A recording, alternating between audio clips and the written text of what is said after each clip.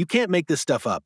I work as a state highway patrol officer, and I live in a quiet, gated neighborhood that happens to have an overly enthusiastic HOA.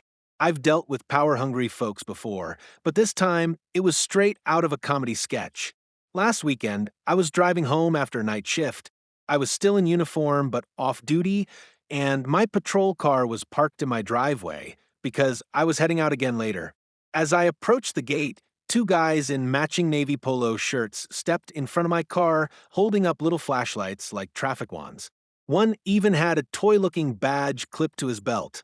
He yelled, "Sir, this is a private community. You're speeding and trespassing." I rolled down my window.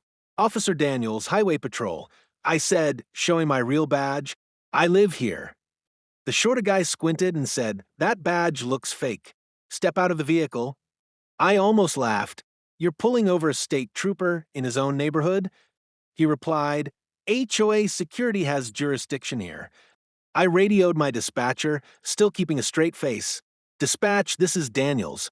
Apparently, I've been detained by HOA police." You could hear laughter coming through the radio. Then it got even better. They tried to confiscate my dash cam and issued me a handwritten ticket for reckless driving inside HOA property. It was written on notebook paper with the HOA logo printed at the top. That's when I showed them the patrol car's onboard camera feed, recording everything. Their faces went pale. I asked, "Would you like me to forward this to the sheriff's office or your HOA president?" They stammered and backed off fast. One muttered, "We were just enforcing community rules." 2 days later, the HOA president came knocking, red-faced, and apologizing profusely. Turns out those two officers weren't even officially hired, just board members who bought security shirts online. I told her, if they ever pull me over again, they'll be riding in the back of a real patrol car. Moral of the story: never pretend to be a cop, especially when your suspect actually is one.